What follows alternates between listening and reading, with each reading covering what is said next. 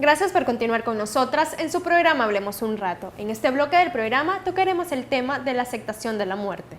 Para esto, Andrea Carballo realizó la siguiente entrevista.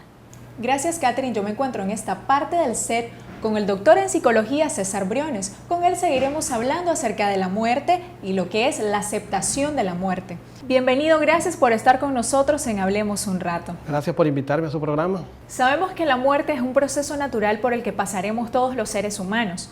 Es importante que nosotros pensemos en nuestra propia muerte. La muerte es un proceso natural, ¿verdad? Es decir, no hay nada más seguro que la muerte. El problema es la educación que tenemos nosotros en cuanto a la aceptación de la muerte. Es decir, parece mentira, vivimos en una cultura bien contradictoria. Es decir, por un lado miramos muertes, ¿verdad? En los medios de comunicación, en las carreteras miramos muertes, pero ya nuestra propia muerte no la miramos. Entonces yo pienso que sí es necesario incluso tener una educación hacia la muerte, pero una educación hacia la muerte que implique pensar en la vida, porque pensar en la muerte lleva inevitablemente a pensar en la vida, a replantearse el plan de vida, a replantearse nuestras relaciones con los demás, vivir en armonía, ¿entiendes? Vivir sin conflictos, porque este es un proceso transitorio, para pasar a la otra parte del proceso, que es inevitablemente la muerte. Hay personas que tal vez desde hace algún tiempo tienen una enfermedad terminal y se la están tratando. ¿Esas personas tienen que pensar en su propia muerte? Yo creo que sí, pero también debe pensar en su vida.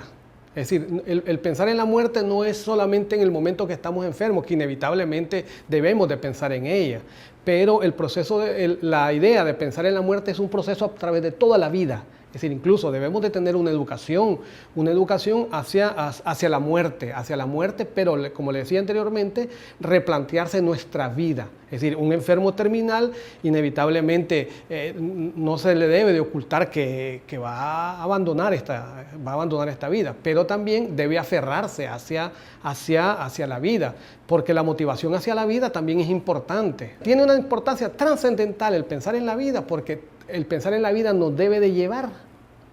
pensar en la muerte nos debe de llevar a pensar en la vida y a replantearnos la vida.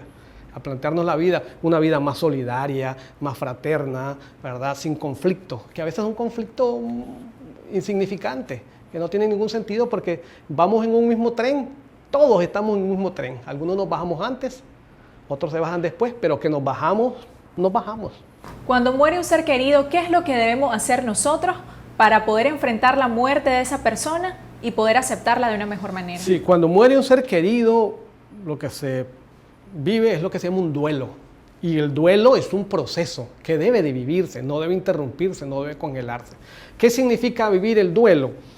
Significa vivir todas las etapas, ¿verdad? Una de las primeras etapas del duelo es la negación, ¿verdad? Es decir, se va la persona y esa nueva información que tenemos como que no encaja en nuestro pensamiento. Decimos, si ayer lo vi, yo ayer platiqué con él y hoy no está, no puede ser posible, ¿ya?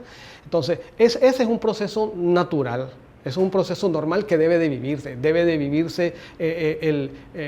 la emoción que lleva a la pérdida, es decir, llorar, etcétera, etcétera, pues, y no frenar eso. Y para finalizar con esta entrevista acerca de la aceptación de la muerte, ¿yo cómo puedo hacer para sacar una lección de vida a partir de la muerte de un ser querido? Bueno, a partir de la muerte de un ser querido se genera una crisis, ¿verdad? Y toda crisis tiene dos vías. Toda crisis tiene dos vías. Como el yin-yang, tiene dos vías. Una, oportunidad, ¿verdad? Y la otra es el lado negativo, o sea, la depresión, etc. ¿Qué significa oportunidad? A partir de allí, usted sale mucho más fortalecida, ¿verdad? A partir de la pérdida de un ser querido, usted sale mucho más fortalecida y eso también le va a implicar a usted replantearse a usted, ¿verdad? Su propia vida y su relación con los demás, con su pareja, con sus amigos en el trabajo. Porque esta vida es pasajera. Y no vale la pena vivir en conflicto, viviendo traumas de relaciones, de conflictos, etcétera, etcétera. Si esto es un soplo de vida, que lo que hay que hacer es vivirlo de forma agradable, solidaria, demostrando amor, recibiendo amor. Esa puede ser una buena lección, ¿eh?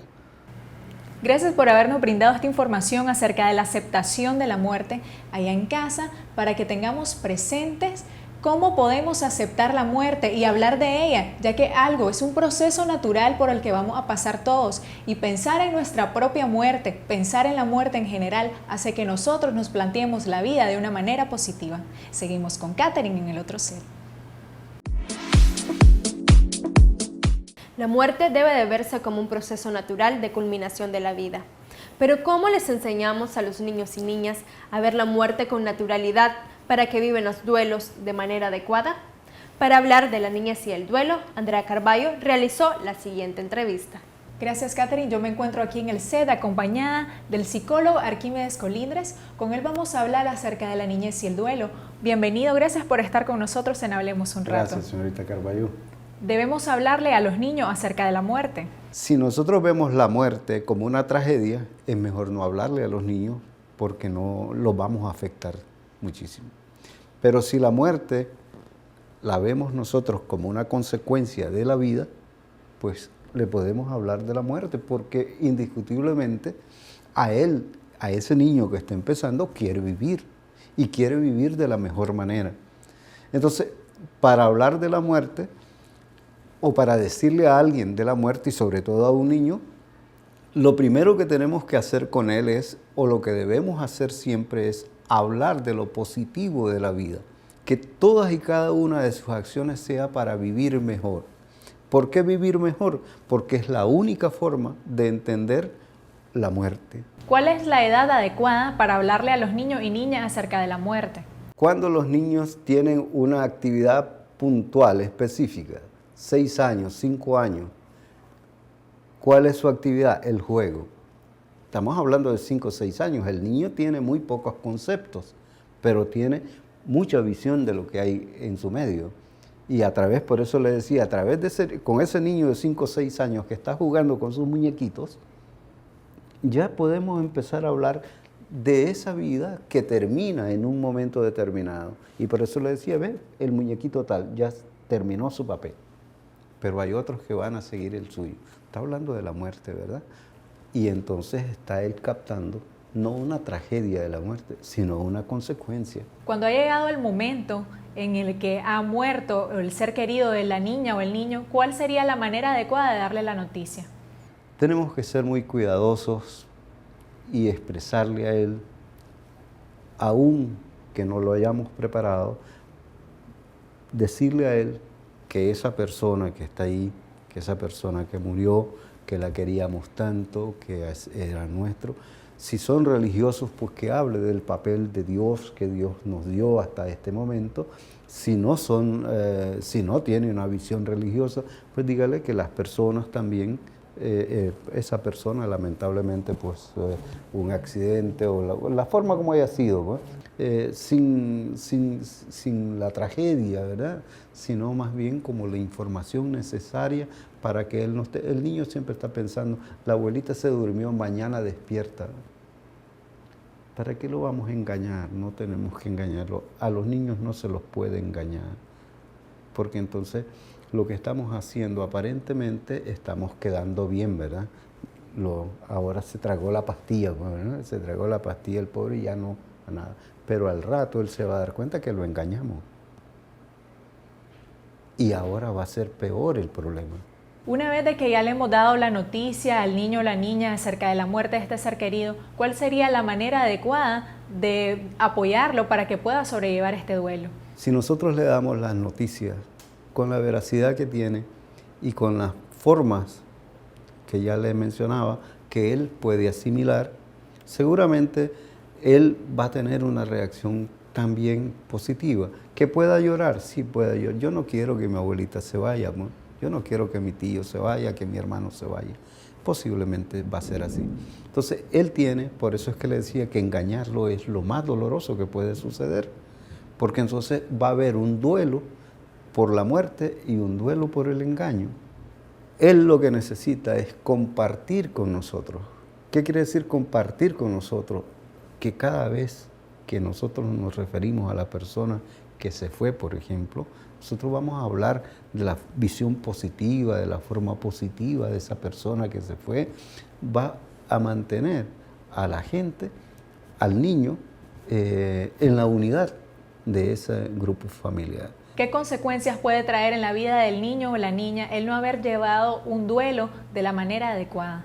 Puede hacer que se vuelva retraído, puede hacer que el sufrimiento lo va a traer con él y ese sufrimiento lo va a hacer posiblemente descuidar sus tareas, su forma, su relación con los amigos, puede dejar de jugar o de estudiar. Si esa persona lamentablemente le tocó vivir pues, en un medio donde nunca nadie le explicó, donde nunca nadie se ocupó de él, de darle esta visión positiva de la vida, seguramente va a tener las consecuencias que ya mencionábamos antes en la infancia. Y luego va a transmitir, ¿qué va a transmitir a los suyos si mañana que tenga hijos o a su pareja o eso? Esa misma forma de ver la muerte como tragedia. La vida es la parte clave para que la muerte tenga sentido. Gracias por habernos brindado esta entrevista y hablar acerca del duelo y la niñez. Cómo los niños deben de recibir las noticias cuando ha pasado algún ser querido por este proceso natural por el que todos llegamos a pasar algún día, por la muerte. Seguimos con Catherine. Por ahora nos iremos a una pausa comercial. Siga con nosotros que al regresar continuaremos hablando de cómo ayudar a bien morir a un familiar que se encuentra en sus últimos días de vida.